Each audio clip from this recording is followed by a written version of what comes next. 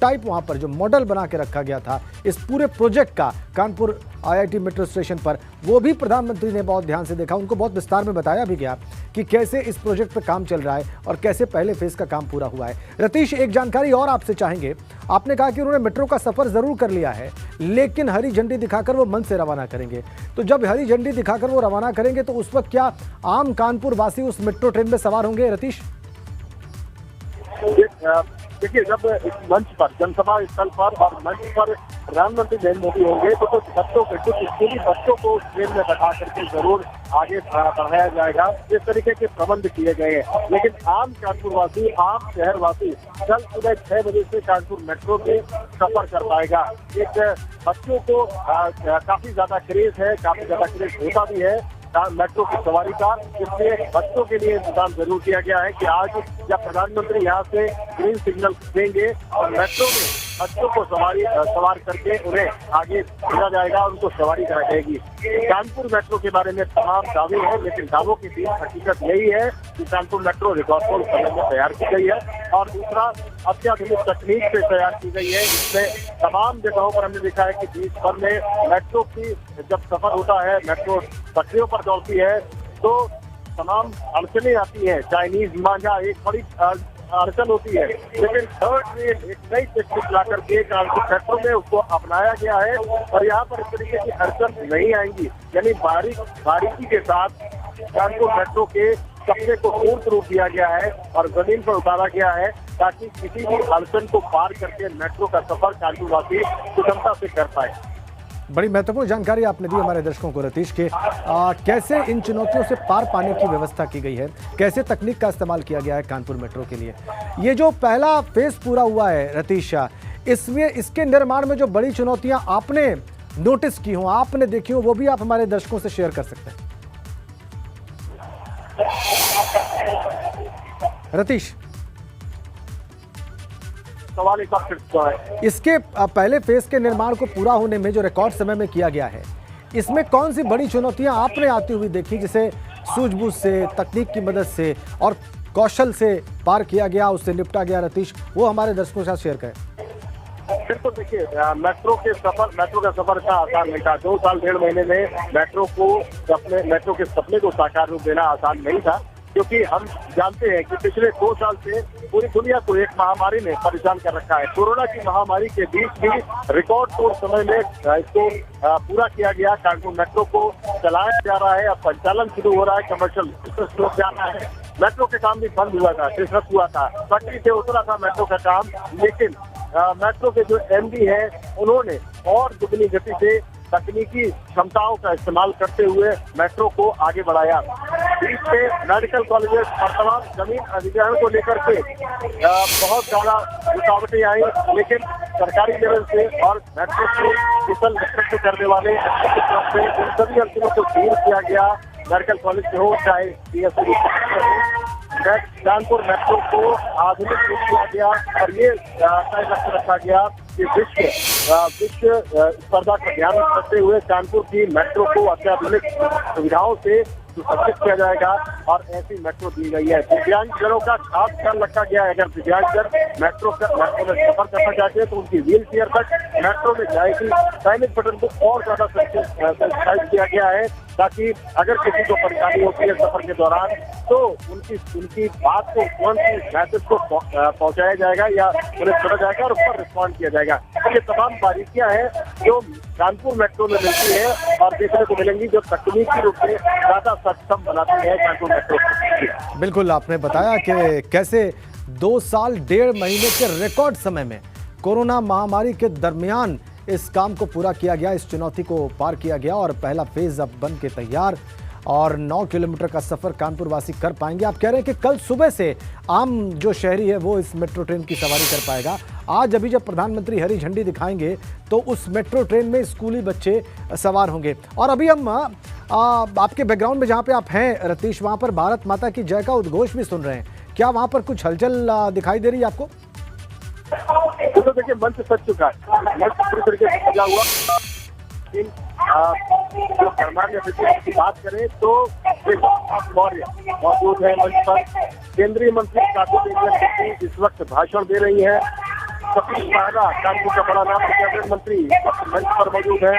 बिंदकी फतेहपुर के विधायक मौजूद है। कानपुर के सभी विधायक मौजूद है। कानपुर के सांसद सत्यदेव पटवारी मौजूद है।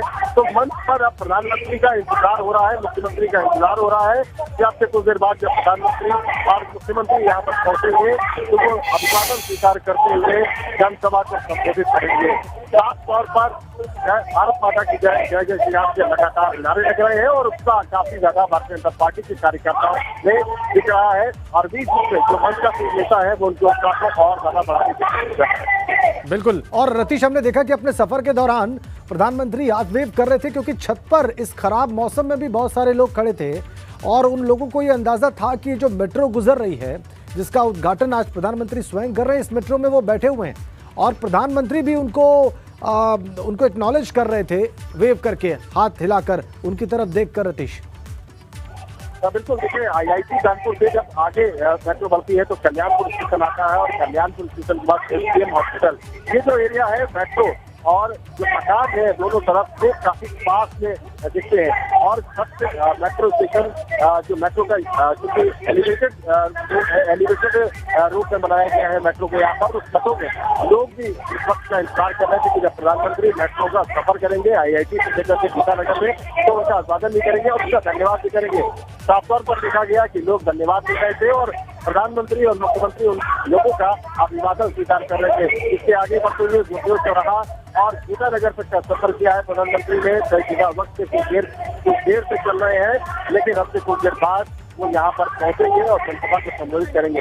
कानपुर वासियों में अगर बात की जाए रघु, मैं बताऊँ आपको कि कानपुर वासी काफी ज्यादा उत्साहित है कानपुर मेट्रो में सफर को लेकर के, क्योंकि आज से कानपुर उत्तर प्रदेश में 5वां ऐसा जनपद बन जाएगा, शहर बन जाएगा जहाँ पर मेट्रो चलने जाएगी, चल दिया जाएगा, चलने की हो गई है। हालांकि तमाम जो समाजवादी पार्टी के नेता है, कार्यकर्ता है, वो इसका जरूर सवाल उठा रहे हैं कि भारतीय जनता पार्टी ने उनके एक और काम का पीछा कर रहा है। बिल्कुल।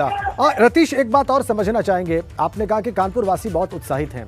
ये जो स्ट्रेच है जिस पर ये पहले फेज की मेट्रो का काम पूरा हुआ है और कल से आम शहरी इस स्ट्रेच पर, इस रूट पर दौड़ चल सकेंगे मेट्रो से, इस स्ट्रेच पर तमाम बड़े नाम दिखाई दे रहे हैं, जैसे हैलेट हॉस्पिटल भी है, IIT भी है, इसके अलावा विश्वविद्यालय भी पड़ रहा है। कितनी आबादी इस रूट पर या इसके आसपास बसती होगी रतीश, इसके बारे में क्या अनुमान है आपका, हमारे दर्शकों के सामने रखें। बिल्कुल, आपने बहुत सही सवाल किया। IIT कानपुर एक प्रेस्टीजियस इंस्टीट्यूट है कानपुर का। बाहर से आने वाला व्यक्ति IIT की तरफ रुख जरूर करता है, जो एकेडमिक्स है, और ये जो लेन जा रही है ये सबसे ज्यादा कल्याणपुर विधानसभा से होते हुए जा रही है। कल्याणपुर विधानसभा कानपुर की 10 विधानसभाओं में सबसे ज्यादा पढ़ी लिखी विधानसभा कही जाती है, क्योंकि यहाँ पर कानपुर यूनिवर्सिटी है, यहाँ पर नेशनल शुगर इंस्टीट्यूट है, यहाँ पर IIT कानपुर है, यहीं पर हैलेट अस्पताल है, यहीं पर GSDM मेडिकल कॉलेज है। तमाम इंस्टीट्यूशन है कानपुर को जो एजुकेशन के क्षेत्र में आगे ले जाते हैं और दुनिया में इसका लोहा बनवाते हैं, वो सब यहीं पर है। तो सबसे ज्यादा छात्रों को लाभ देने की कोशिश की गई है, इसीलिए इसको प्रायोरिटी सेक्शन कहा गया और प्राथमिक सेक्शन के 9 किलोमीटर को इसको बनाया गया और संचालन शुरू किया जा रहा है। यानी सबसे ज्यादा फायदा कानपुर विश्वविद्यालय के छात्रों को, IIT कानपुर के छात्रों को और जो स्टूडेंट्स हैं मेडिकल के, उनको, तमाम लोगों को इसका फायदा मिलेगा। और इसके अलावा अगर बात की जाए तो रावतपुर, कल्याणपुर काफी रखने वाली स्थिति पैदा करते हैं, क्योंकि यहाँ पे सार्वजनिक जो यातायात के साधन है वो बेहद कम होते हैं। जी जी। जाम की समस्या से भी कानपुर शहर को बहुत ज्यादा राहत मिलेगी, क्योंकि इसके आगे मोती झील तक जाते जाते जाम की समस्या और ज्यादा भीषण हो जाती थी। ये आपने बहुत महत्वपूर्ण जानकारी दी कि इस स्ट्रेच पर ये जो रूट है इस पर ट्रैफिक जाम की समस्या भी बहुत भीषण रहती थी और उससे अब लोगों को निजात मिलेगी और हॉस्पिटल या विश्वविद्यालय जाने वाले जो ट्रैवलर्स हैं, शहरी हैं, वो भी आसानी से इस मेट्रो का सफ़र तय कर पाएंगे, जाम से बिल्कुल मुक्त होकर बहुत कम समय में, बहुत सहूलियत के साथ।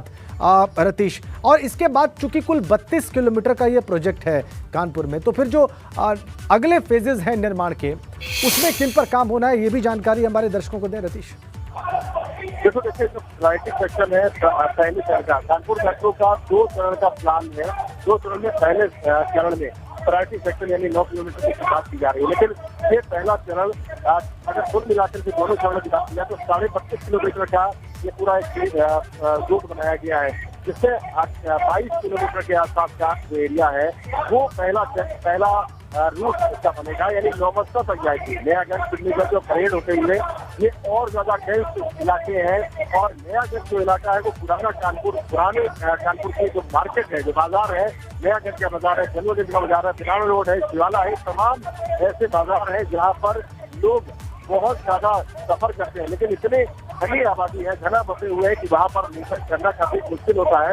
और शहर में अगर जाम सबसे ज्यादा कहीं लगता है तो इन्हीं बाजारों में लगता है, यहाँ पैदल चलना मुश्किल होता है।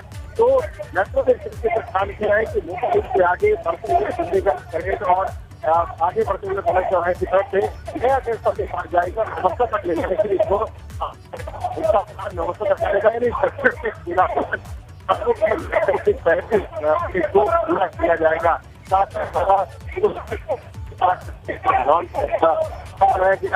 जब पूरा हो जाएगा तब कम यात्रा पाएगा। तो रतीश हमारे साथ बने रहिए आप। क्या अनुमान है आपका, कितने समय में प्रधानमंत्री वहां मंच पर पहुंच जाएंगे? ऐसा लग रहा है कि एक कक्षा की तरफ से प्रधानमंत्री मोदी को यहाँ पर पहुंच जाना था, लेकिन अभी फिलहाल पीएम यहाँ पर नहीं पहुंचे हैं। मंच पर अगर बात की जाए तो अकबरपुर लोकसभा के सांसद वीरेंद्र सिंह भोले मंच पर हैं और अपने भाषण दे रहे हैं और उत्साह बनाने की कोशिश कर रहे हैं समर्थकों का। आप कह रहे हैं कि अकबरपुर क्षेत्र के सांसद जो है वहां पर लोगों का उत्साह बढ़ाने की कोशिश कर रहे हैं, और आप बता रहे हैं कि उत्तर प्रदेश सरकार में मंत्री और कानपुर के चर्चित नेता सतीश महाना भी वहां पर हैं, और दूसरे भारतीय जनता पार्टी के डिप्टी सीएम, उत्तर प्रदेश सरकार के डिप्टी सीएम भी वहां पर हैं, भारतीय जनता पार्टी के दूसरे वरिष्ठ नेता भी मंच पर मौजूद हैं। सभी प्रधानमंत्री का इंतजार कर रहे हैं, और प्रधानमंत्री किसी भी वक्त अब पहुंच सकते हैं निराला नगर के मैदान पे, जहां पर उनकी जनसभा होगी। लेकिन उससे पहले वो मेट्रो को हरी झंडी दिखाएंगे, उसमें स्कूली बच्चे सवार होंगे। इसके अलावा एक पाइपलाइन का भी उन्हें उद्घाटन करना है, और देखिए उन्होंने कैसे मेट्रो की सवारी की, उसकी तस्वीर भी हमने आपकी स्क्रीन पर रखी है। ये रिकॉर्ड समय में पहला फेज पूरा किया गया, इसका निर्माण पूरा किया गया, और तमाम अत्याधुनिक जो तकनीक है उससे लैस है ये ट्रेन। कैसे प्रदूषण मिनिमाइज किया जा सके, कैसे ऊर्जा का संरक्षण किया जा सके, एनर्जी कंजर्वेशन किया जा सके, वो तमाम तकनीकें तकनीक जो इस मेट्रो में इस्तेमाल की गई है, इसके निर्माण में इस्तेमाल की गई है। मेक इन इंडिया प्रोजेक्ट के तहत इसके डिब्बों का निर्माण किया गया है गुजरात में, ये भी एक उपलब्धि है। और 2 साल 1.5 महीने के रिकॉर्ड टाइम में इस मेट्रो के काम को, कानपुर के पहले फेज के मेट्रो के काम को पूरा किया गया है, और इसीलिए इसका उद्घाटन करने के लिए, ये सौगात कानपुर वासियों को देने के लिए प्रधानमंत्री स्वयं इस वक्त कानपुर में हैं, और कानपुर IIT मेट्रो स्टेशन पर वो सवार हुए कॉन्वोकेशन एड्रेस अपना समाप्त करने के बाद। और जैसा कि आप देख रहे हैं, मुख्यमंत्री योगी आदित्यनाथ, केंद्रीय मंत्री हरदीप पुरी उनके साथ इस मेट्रो ट्रेन में सवार हुए, और इस मेट्रो से सफ़र किया उन्होंने गीतानगर मेट्रो स्टेशन तक का। वहां पर वो मेट्रो से उतरे, और उसके बाद हेलीकॉप्टर से वो निराला नगर मैदान में पहुंचेंगे, और वहां पर उनकी जनसभा का भी कार्यक्रम है। और इसके लिए बहुत उत्साह में है वहां पर भारतीय जनता पार्टी के नेता कार्यकर्ता। मंच पर लोगों को उत्साह बरकरार रखने के लिए भाषणों का दौर जारी है। सतीश महाना, केंद्रीय मंत्री, इसके अलावा सांसद, विधायक, उस क्षेत्र के तमाम लोग मंच पर मौजूद हैं, डिप्टी सीएम वहां पर मौजूद हैं। ये सभी लोग प्रधानमंत्री मोदी का इंतजार कर रहे हैं। और ये देखिए, ये खूबसूरती से सजाई गई मेट्रो ट्रेन जब प्रधानमंत्री मोदी को लेकर पहुंची गीतानगर मेट्रो स्टेशन पर, उस वक्त की आप तस्वीरें देख रहे हैं। ऐसे बाहर आए मजबूत सुरक्षा व्यवस्था के बीच में। मौसम थोड़ा खराब है कानपुर में, जैसा कि भविष्यवाणी थी मौसम विभाग की, वैसा ही दिखाई भी दे रहा है, हल्की बरसात। लेकिन उसके बाद भी प्रधानमंत्री का जो तय कार्यक्रम है उससे कुछ ही मिनटों की देरी ये हो रही है, लेकिन कार्यक्रम आगे बढ़ रहा है। जो तय कार्यक्रम है वैसे ही आगे बढ़ रहा है। समय जरूर कुछ मिनटों का इसमें विलंब कहा जा सकता है, लेकिन प्रधानमंत्री मोदी का कार्यक्रम जो तय है आगे बढ़ रहा है वैसे ही। कानपुर में प्रधानमंत्री नरेंद्र मोदी। ये महिला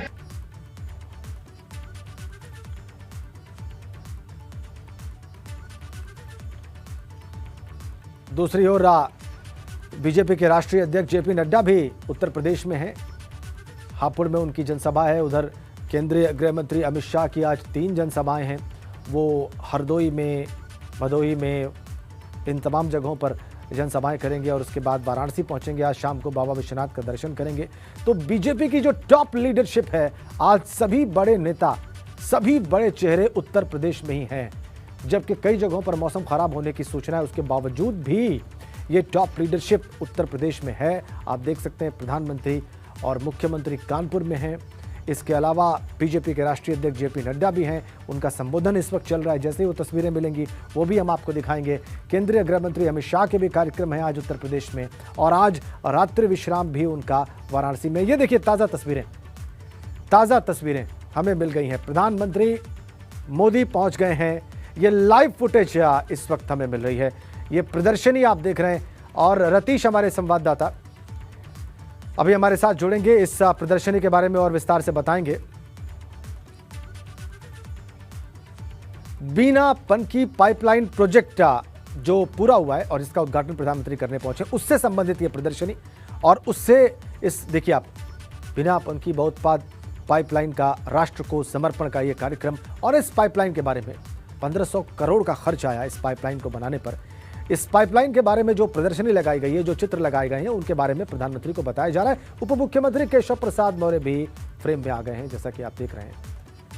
मुख्यमंत्री योगी आदित्यनाथ तो लगातार उनके साथ हैं ही, केंद्रीय मंत्री हरदीप पुरी भी उनके साथ लगातार हैं, और यहां पर भारत पेट्रोलियम कॉर्पोरेशन लिमिटेड के इस कार्यक्रम में उप मुख्यमंत्री केशव प्रसाद मौर्य भी उनके साथ दिखाई दे रहे हैं। आप देख सकते हैं, तस्वीरें सीधी हैं।